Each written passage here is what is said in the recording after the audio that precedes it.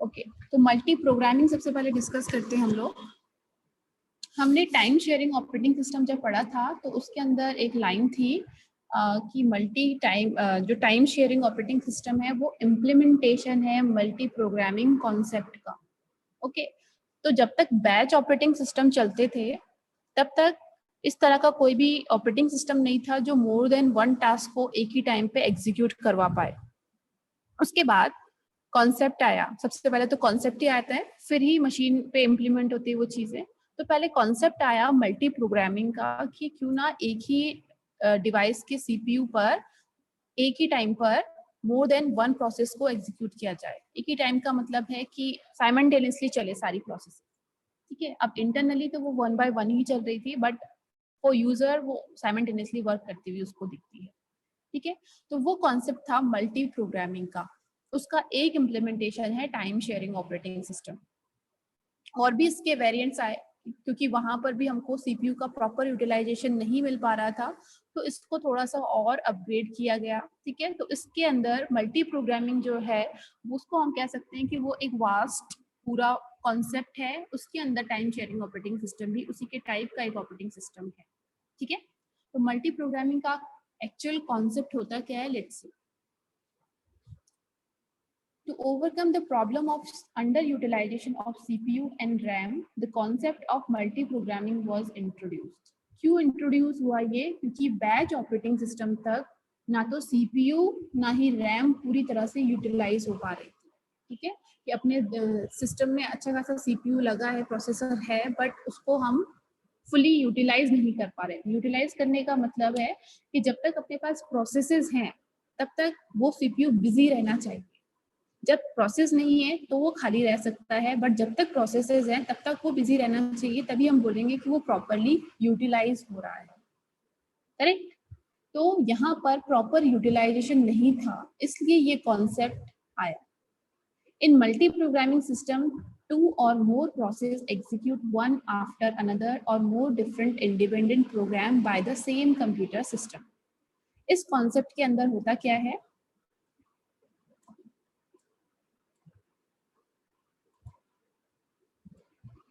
ये डायग्राम आपको दिख रहा होगा आपकी स्क्रीन पर। ये अपने पास सिंगल सीपीयू है सिस्टम के अंदर, सिंगल प्रोसेसिंग सिस्टम है ये, बट यहाँ मेन मेमोरी यानी कि रैम, यहाँ पर अपने पास मल्टीपल जॉब्स है। ठीक है, रैम पर आपकी मल्टीपल जॉब्स आ गई, job 1, job A, job B, C, D, ई और एफ, यानी कि मोर देन वन जॉब्स हैं अपने पास, बट सिंगल प्रोसेसर सिस्टम है। तो इनको एक साथ एग्जीक्यूट करना है हमको सिस्टम में, तो सीपीयू को क्या करना पड़ेगा, इन सबके बीच में डिवाइड करना पड़ेगा उसके टाइम को, या किसी भी तरीके से इसको सारी जॉब्स को हमको स्विच करना पड़ेगा उन जॉब्स के बीच में सीपीयू को। तो यही इस कॉन्सेप्ट के अंदर होता है। ठीक है, टाइम शेयरिंग के अंदर टाइम को डिवाइड कर दिया था कि जो टाइम है वो फिक्स कर दिया कि इतने इतने यूनिट ऑफ टाइम के लिए सारी प्रोसेसेस के पास सीपीयू रहेगा। बट उस कॉन्सेप्ट में भी ये गड़बड़ थी कि ये सीपीयू को फुली यूटिलाइज नहीं कर पा रहे थे। क्यों नहीं कर पा रहे थे, आज मैं इसको अच्छे से डिटेल में एक्सप्लेन करती हूँ। वैभव ने ये क्वेश्चन शायद किया था कि सीपीयू के पास जब जॉब है, ठीक है, हर टाइम उसके पास जॉब है, तो क्यों वो फुली यूटिलाइज नहीं हो रहा है? जब हम कह रहे हैं कि इतने टाइम के लिए इस जॉब के पास सीपीयू है, इतने टाइम के लिए इसके पास है, और तब तक है जब तक ये जॉब फिनिश नहीं हो जाती है, तो सीपीयू फिर भी अंडर यूटिलाइज क्यों है? अब ये कॉन्सेप्ट समझने के लिए हमको पहले ये समझना पड़ेगा कि जो अपनी प्रोसेस होती है वो सिर्फ और सिर्फ सीपीयू के लिए ही सिस्टम में एंटर नहीं करती है, उनको और भी काम हो सकते हैं। ये और भी काम का मतलब है कि वो हो सकता है इनपुट आउटपुट डिवाइस के थ्रू उनको काम करवाना है, ये कोई भी अदर रिसोर्स उनको रिक्वायर हो सकता है। बीच बीच में उनको सीपीयू चाहिए, कभी उनको इनपुट आउटपुट डिवाइसेस चाहिए।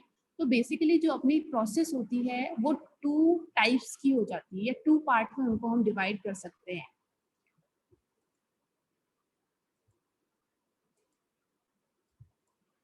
ठीक है, ये जो अपनी प्रोसेस है इसको हम कह सकते हैं कि एक टाइम पर एक ही टाइप का काम करेगी। प्रोसेस तो एक ही है, तो या तो ये सीपीयू बाउंड होगी, सीपीयू बाउंड, एंड दूसरा है होता है इसका इनपुट आउटपुट बाउंड, या तो ये प्रोसेस आपकी इनपुट आउटपुट बाउंड है।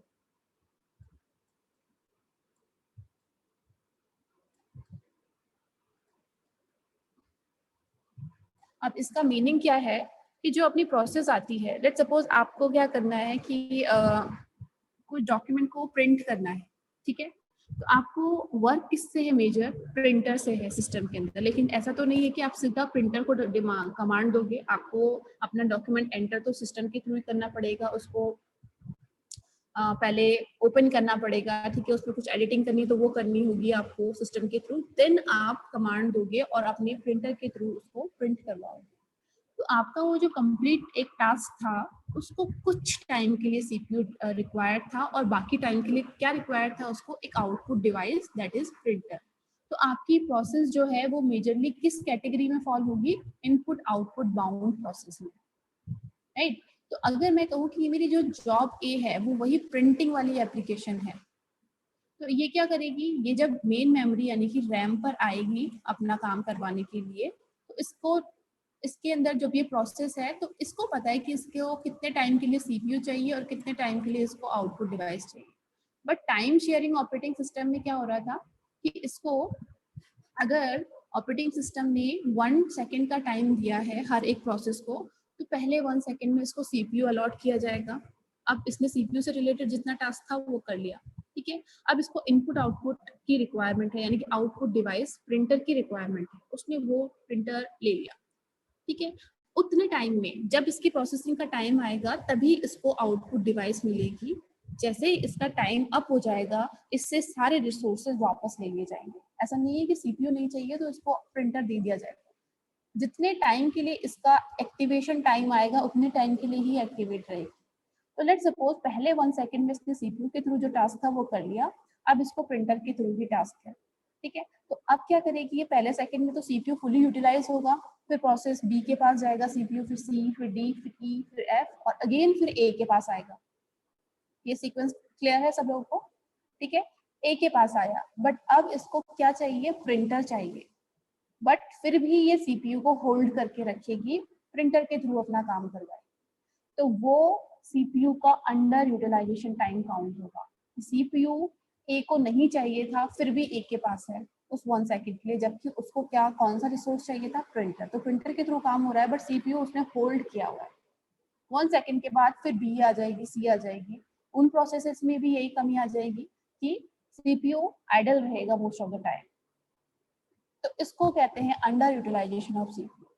तो उसको ओवरकम करने के लिए मल्टी प्रोग्रामिंग कॉन्सेप्ट के अंदर ही थोड़ा बहुत एनहांसमेंट आया, उसके बाद तो मल्टी प्रोसेसिंग सिस्टम आ गए थे। बट इसमें क्या हो सकता था वो देखते हैं आगे कि इसमें क्या ऐसी चीजें हुई उसके बाद कि इसको थोड़ा और मोर यूटिलाइज करने की कोशिश करी इस कॉन्सेप्ट के अंदर। क्लियर, इतना क्लियर है सब लोग को, कोई भी doubt?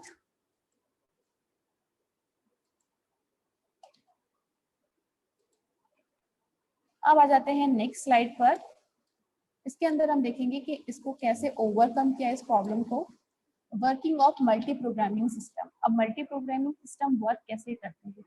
In this concept, 2 or more user program can be in main memory and can be executed concurrently. ठीक है, कॉन्सेप्ट के अकॉर्डिंग 2 और मोर प्रोसेसेस एक साथ मेन मेमोरी यानी कि रैम में रह सकती हैं और एग्जीक्यूट हो सकती है साथ साथ। साथ साथ का मतलब है कि आपका सीपीयू स्विचिंग चलेगा इसमें, ठीक है, कभी किसी प्रोसेस के पास कभी किसी प्रोसेस के पास। Next point is the CPU can give time to various programs despite sitting idle when one is busy with input-output operation.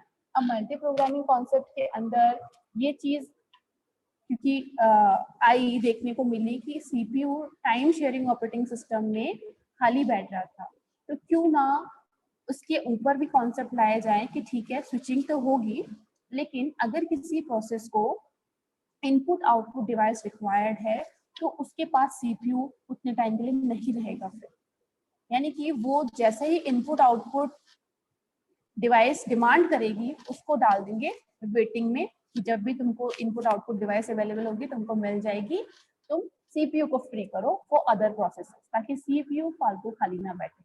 तो वो टाइम शेयरिंग वाला ऑपरेटिंग सिस्टम तो फिक्स था टाइम स्लॉट्स के लिए, लेकिन आगे जो सिस्टम्स आए, आगे जो ऑपरेटिंग सिस्टम आए मल्टी प्रोग्रामिंग बेस्ड, उनमें ये कॉन्सेप्ट नहीं था। ओके, तो इसके अंदर क्या हुआ कि अगर मेरी एक प्रोसेस आई है, ठीक है, ये जो आपकी लाइफ साइकिल आप जब पढ़ेंगे प्रोसेस की तो उसके अंदर देखेंगे तो अपने पास बहुत सारी क्यूज चलती है अंदर, वेटिंग क्यू, वेट किसके लिए हो रहा है, इनपुट डिवाइस के लिए, आउटपुट डिवाइस के लिए। ठीक है, कभी कभी आप देखते होंगे कि आपने जैसे प्रिंट की कमांड दी है सिस्टम के अंदर, सपोज आपने एक वर्ड की फाइल एक एक्सेल की फाइल दोनों प्रिंट करनी है। ठीक है, तो उसमें एक साथ तो दोनों की प्रिंटिंग हो नहीं सकती। अगर आपने वर्ड की पहले कमांड दी है तो पहले वर्ड की फाइल प्रिंट होगी, फिर आएगी एक्सेल की फाइल। तो वो जो सिस्टम है इंटरनली आपकी रिक्वेस्ट को किसी ना किसी क्यू में रखते हुए जा रहा है कि इस प्रोसेस ने एक आउटपुट डिवाइस मांगी है। ठीक है, अगर वो खाली है डिवाइस तो सीधा आपका प्रिंट चला जाएगा। अगर वो डिवाइस ऑलरेडी बिजी है, ऑक्यूपाइड है, तो वो उसको वेटिंग क्यू में रख देगा। जब भी वो डिवाइस फ्री होगी उस प्रोसेस को वो आउटपुट डिवाइस मिल जाएगी। होता है ऐसा, दैट इज कॉल्ड स्विचिंग। ठीक है, अब यहाँ पर प्रोसेस कैसे वर्क कर रही है, जैसे अगर हमारी ये प्रोसेस आई है,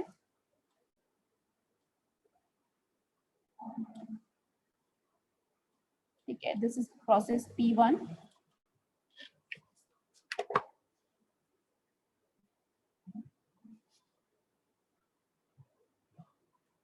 let's suppose this is process P1। ठीक है, इसको जितने टाइम के लिए सीपीयू रिक्वायर्ड था उतने टाइम के लिए इसने सीपीयू को यूज किया। अब जैसे इसको सीपीयू का टाइम काम खत्म हुआ, इसने कहा कि मुझे अब आगे की प्रोसेसिंग के लिए बाहर मुझे इनपुट आउटपुट डिवाइस डिमांड होगी, तो ये सीपीयू इससे फ्री हो जाएगा। अब ये इसको ऑक्यूपाई करके नहीं रख सकते कि मुझे बाद में फिर सीपीयू चाहिए। नो, आपको अगर इस टाइम पर इनपुट आउटपुट डिवाइस चाहिए तो आपको सीपीयू को फ्री करना पड़ेगा। अकॉर्डिंग टू दिस कॉन्सेप्ट ये हुआ, राइट। तो प्रोसेसेस सीपीयू को फ्री कर देती थी, इनपुट आउटपुट वाली क्यू में जाकर के फिट हो जाती थी कि उनके लिए जब भी वो डिवाइस फ्री होगी वो आ जाएगी। हाँ, अगर इनपुट आउटपुट ऑपरेशन के बाद उनको वापस से सीपीयू चाहिए तो वापस से उनको सीपीयू वाली क्यू में आना पड़ता था कि हाँ इस प्रोसेस को सीपीयू दोबारा चाहिए, तो उसको फिर से मिल जाएगा। पर वो प्रोसेसेस ऐसा नहीं कर सकती इस कॉन्सेप्ट के अंदर कि सीपीयू मुझे दोबारा चाहिए तो मैं इसको होल्ड करके रखूं। ठीक है, उसको वो फ्री करना ही पड़ेगा।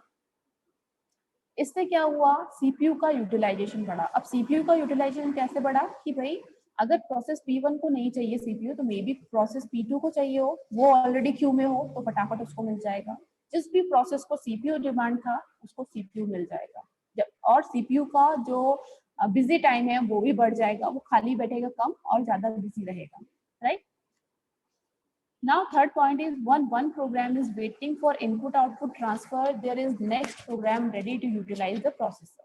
Therefore several processes can share the time of the CPU. इसमें कोई फिक्स टाइम स्लॉट नहीं था किसी भी प्रोसेस का, राइट। इसमें जिस भी प्रोसेस को कोई भी रिसोर्स चाहिए वो उसकी क्यू में होगी, जब भी वो रिसोर्स अवेलेबल होगा वो उसको दे देगा। और ये सारा काम कौन करता है, अपना ओएस करता है, ऑपरेटिंग सिस्टम डील करता है सारी चीजों से कि कौन सी प्रोसेस कहाँ मूव हो रही है, कौन सी चीज फ्री हो रही है, किसको कहाँ रखना है, किसको कहाँ से कहाँ भेजना है, everything. Now, last point of the slide is execution of job at the same instance of time is not referred to as multi-programming, but it is defined as the number of jobs available to the processor placed in the main memory, and a portion of another process is executed, then a segment of another, and so on. तो basically जो आपका multi programming है उसका मतलब ये नहीं होता है कि आपकी कितनी जॉब एक बार में प्रोसेसर के पास है, क्योंकि प्रोसेसर यहाँ पर सिंगल है। एक प्रोसेसर एक बार में एक ही की प्रॉब्लम सॉल्व कर सकता है। ठीक है, सपोज आप ओएस के मैंने कुछ न्यूमेरिकल्स दिए और मैं अकेली फैकल्टी हूँ उन न्यूमेरिकल्स को चेक करने के लिए, तो मैं एक बार में एक ही स्टूडेंट के न्यूमेरिकल्स चेक कर पाऊंगी, एक ही स्टूडेंट की प्रॉब्लम सॉल्व कर पाऊंगी, बाकी स्टूडेंट क्या करेंगे, वेट करेंगे, करेक्ट।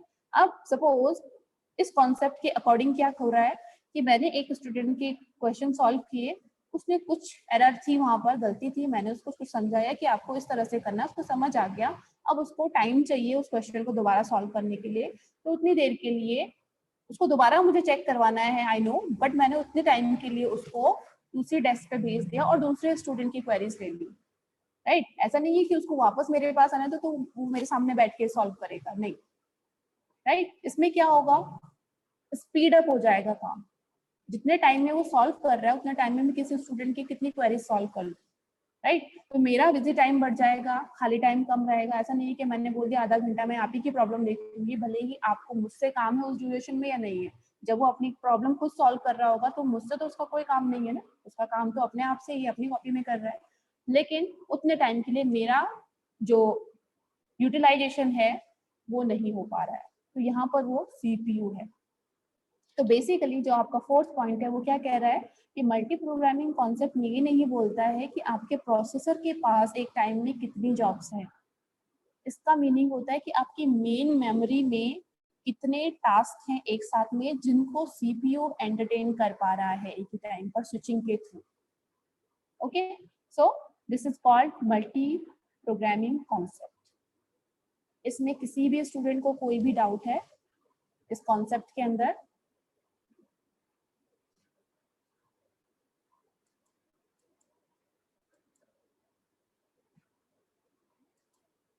रिप्लाई कीजिए, कोई डाउट है या फिर हम आगे मूव करें?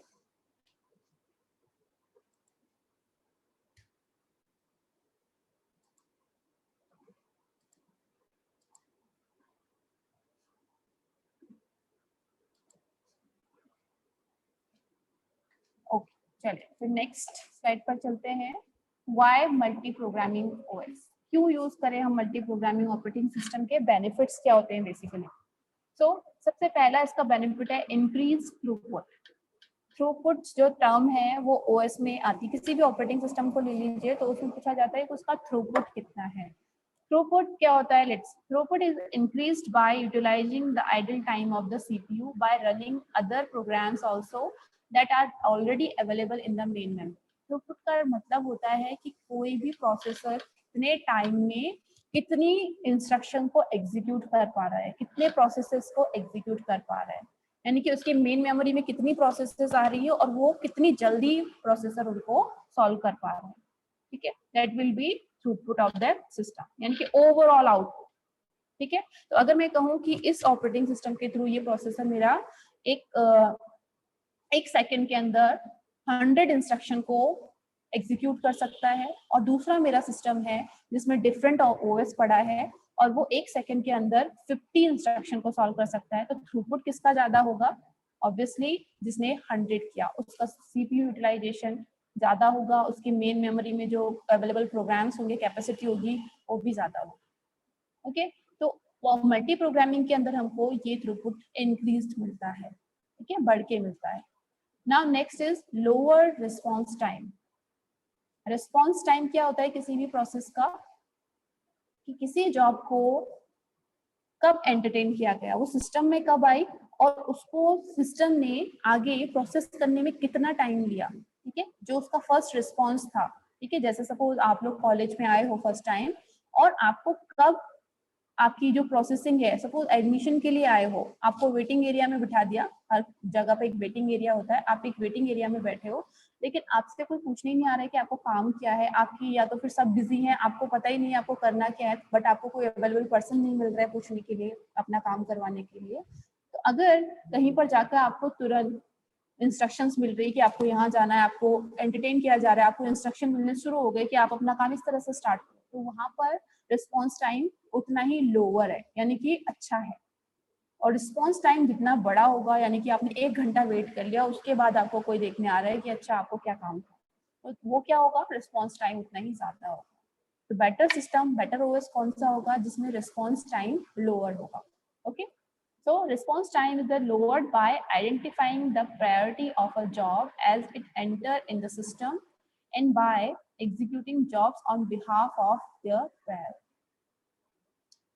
जो इस टाइप के सिस्टम होते हैं मल्टी प्रोग्रामिंग ओएस, उसमें हर जॉब की प्रायोरिटी को भी चेक किया जाता है कि कौन सी जॉब के साथ क्या प्रायोरिटी, कितनी इंपॉर्टेंट है वो जॉब। ठीक है, और वो प्रायोरिटी कौन सेट करता है? ओएस सेट करता है। अगर वो सिस्टम से रिलेटेड कोई प्रोसेस है, इंटरनली बहुत सारी प्रोसेसेस होती है जो सिस्टम भी टाइम टू टाइम रन करता रहता है, तो उनकी प्रायोरिटी हमेशा हाई होती है, देन यूजर की जॉब्स आती है। ठीक है, यूजर्स की जॉब में भी कैटेगराइज होती है। अगर आपके डायरेक्टली सिस्टम से अपडेशन से रिलेटेड है, उनको पहले प्रायोरिटी मिलेगी, आपका कोई नॉर्मल टास्क है उसको कम प्रायोरिटी मिलेगी, तो उसके बेस पे सारी शेड्यूलिंग होती है। राइट, तो ये अपने कुछ बेनिफिट हैं और मल्टी प्रोग्रामिंग ऑपरेटिंग सिस्टम को यूज करने। ये कॉन्सेप्ट क्लियर हुआ सब लोगों को मल्टी प्रोग्रामिंग का? इसमें कोई भी डाउट अगर नहीं है तो हम लोग आ जाते हैं मल्टी प्रोसेसिंग पर।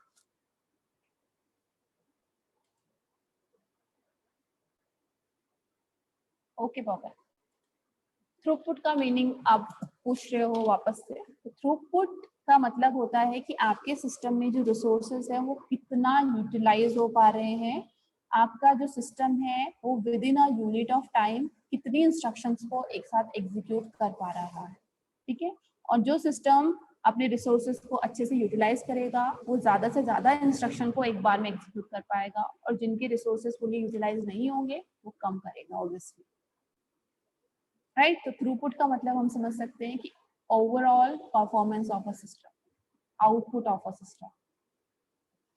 क्लियर?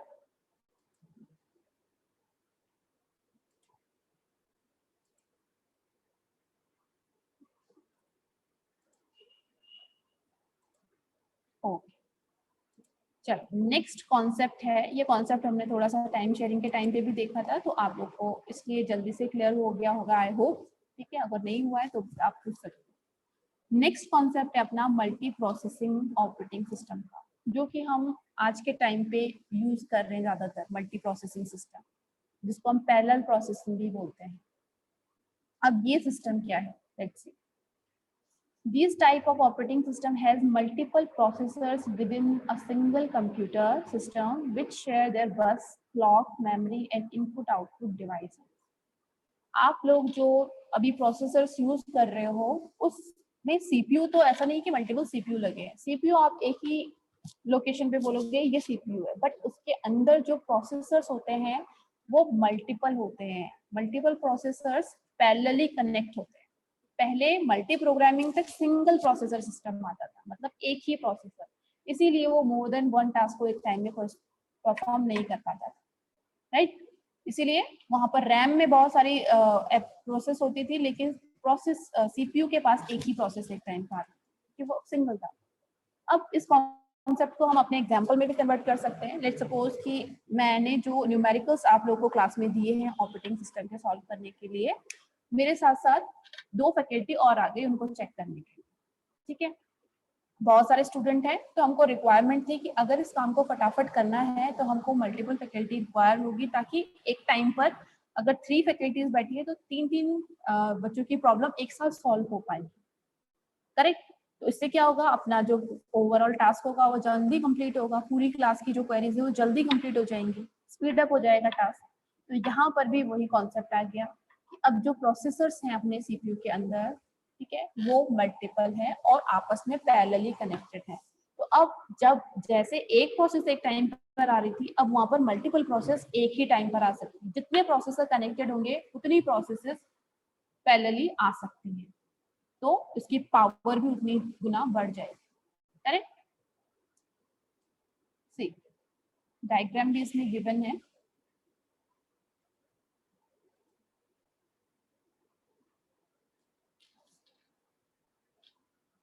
ये डायग्राम शो हो रहा है प्रोसेसर 1, 2 एंड एन। एन का मतलब आप कौन सा प्रोसेसर यूज कर रहे हो उसके अकॉर्डिंग उसमें कितने प्रोसेसर्स हैं।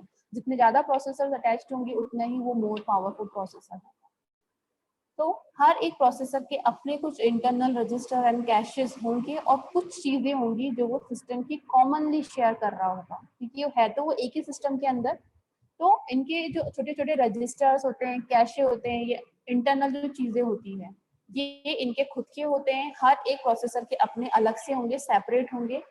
और ये जो बस मेमोरी इनपुट आउटपुट डिवाइसेस होंगी वो सिंगल ही होती है। भाई आपने कितना भी एडवांस प्रोसेसर अंदर रखा है, उसमें कितने भी प्रोसेसर हो, कीबोर्ड तो एक ही होता है, ठीक है, आपका माउस तो एक ही होता है। That means input output devices, memory और बस जो है वो एक ही रहती है। वो सभी प्रोसेसर उसी को शेयर करते हैं।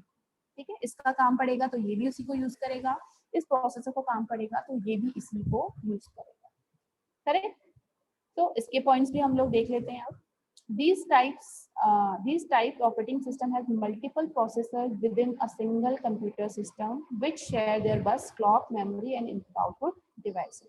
By using input-output processors, enhance the efficiency of the computer system, and it makes possible the concurrent execution of input processing and output operation.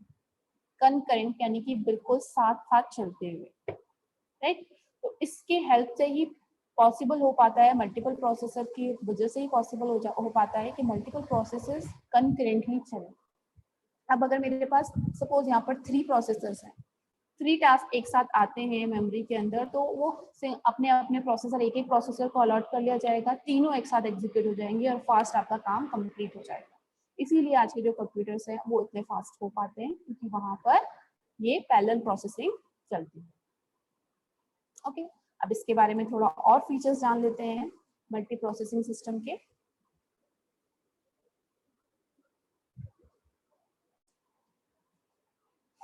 कैसे वर्क करता है आपका मल्टी प्रोसेसिंग सिस्टम, क्योंकि अब एक प्रोसेसर नहीं है, मल्टीपल प्रोसेसर हैं, तो उनको मैनेज भी करना पड़ेगा। किस प्रोसेसर के पास कौन सा वाला टास्क जाएगा वो भी मैनेज करना पड़ेगा, राइट? सब प्रोसेसर साथ में सारी चीजों को शेयर कर रहे हैं, तो वो शेयरिंग भी से भी डील करना पड़ेगा।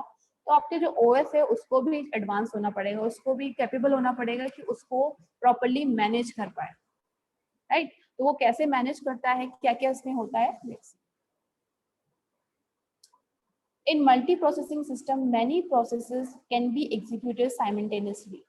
Say process P1, P2, P3, and P4 are waiting for their execution.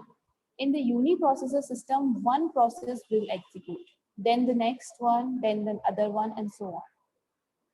Multi processing में तो क्या होता है कि बहुत सारी प्रोसेसेस को हम एक साथ एग्जीक्यूट कर सकते हैं। जैसे अगर अपने पास 4 प्रोसेसेस हैं, यूनी प्रोसेसिंग सिस्टम यानी कि one processor system, single processor system में तो क्या होता है, वन प्रोसेस एग्जीक्यूट होगी, देन दूसरी होगी, देन तीसरी होगी, ठीक है? अपने अपने टाइम के लिए सारी प्रोसेसेस रन होंगी। But in multiprocessing each process can be allocated to a different processor for its execution. If it's dual core processor, two processor can be executed simultaneously, and then it will be 2 times faster. Similarly, a quad core processor, 4 processor will be 4 times as fast as a single processor. ठीक है? तो जो पहले, अब तो खैर i5, i7 इस तरह से उसके इंटरनल स्पेसिफिकेशन आप देखो तो आपको पता चलेगा कितने पैरेलल प्रोसेसर कनेक्टेड है। और पहले ये नेम्स ही आते थे, dual core, quad core, octa core, right? तो वहां पर था कि डुअल कोर में आपके 2 प्रोसेसर कनेक्टेड थे, देन क्वाड कोर था, उसमें 4 प्रोसेसर कनेक्टेड होते थे। तो इसी तरह से ये बढ़ते ही गए, राइट? तो जितने ये प्रोसेसर बढ़े उतनी ही उसकी पावर भी बढ़ती है, राइट? ऑब्वियसली अगर एक प्रोसेसर होगा, उसी के जैसा दूसरा प्रोसेसर भी उसकी हेल्प के लिए आ गया तो उसकी पावर डबल हो जाएगी, 4 आ गए तो 4 गुनी हो जाएगी, right? In some system, various small CPUs are connected to perform the main processing. If one of the small CPU fails, the other CPU will automatically start executing its job. In other systems, CPUs are connected as a computer network. ठीक है? अब इनका जो connection होता है सारे processors का, वो कैसा होता है कि अगर एक प्रोसेसर फेल भी हो जाता है बाय चांस किसी भी वजह से, तो दूसरा प्रोसेसर उसके टास्क संभाल सकता है, तो उसकी रिलायबिलिटी भी बढ़ जाती है मल्टी प्रोसेसिंग सिस्टम के अंदर।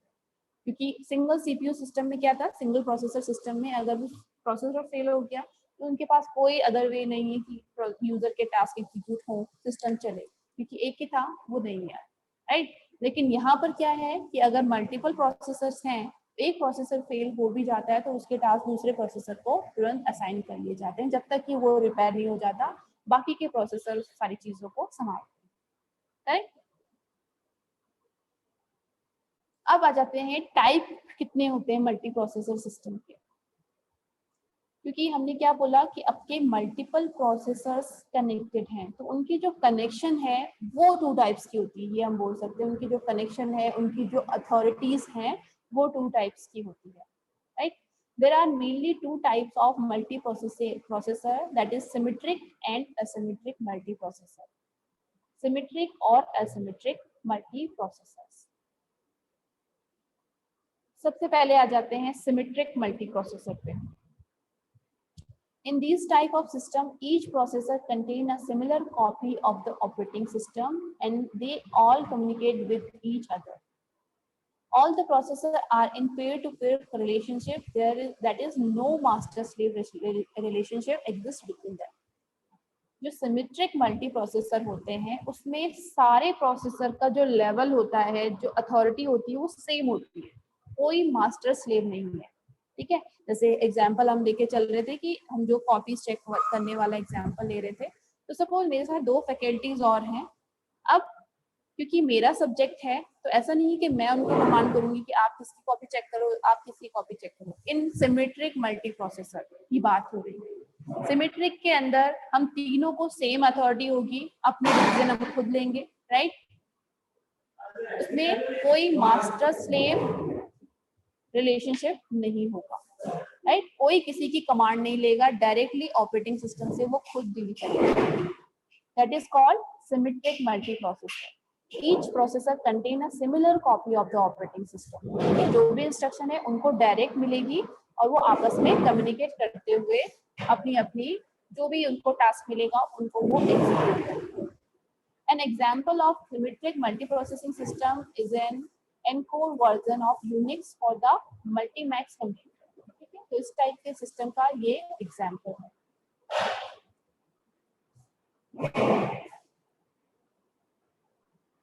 तो ये तो था सिमेट्रिक। सिमेट्रिक मतलब सेम, आप इसको इस तरह से याद कर सकते हो। Symmetric mean same, same level of authority, सबके पास अपने खुद के डिसीजन की पावर है। दूसरा होता है एसिमेट्रिक मल्टीप्रोसेसिंग। सपोज मेरे साथ जो फैकल्टीज आई हैं उसमें, क्योंकि मेरा सब्जेक्ट है तो मैंने बोला है कि मैं इंस्ट्रक्ट करूंगी सबको कि आप कौन से रोल नंबर की कॉपी चेक करो, आप कौन से रोल नंबर की कॉपी चेक करो, और मैं कौन से करूंगी वो भी मैं खुद ही डिसाइड करूंगी। तो यहाँ पर किस टाइप का रिलेशनशिप हो गया, मास्टर स्लेव, यानी कि मैं मास्टर हो गई इस केस में और मैं कमांड कर रही हूँ, correct.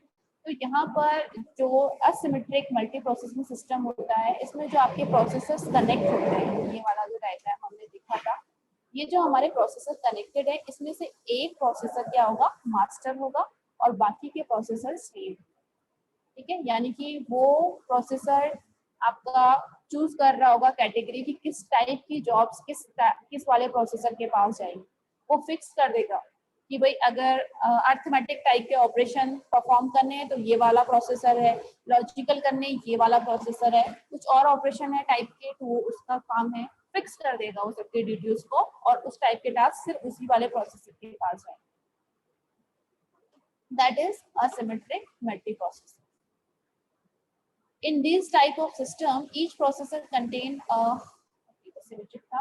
In asymmetric system, each processor is given a predefined task। Her processor को उसका predefined task मिल जाता है। predefined यानी कि already decided task। किसका क्या task है, already decided होता है, that is predefined। There is a master processor that gives instruction to all other processors।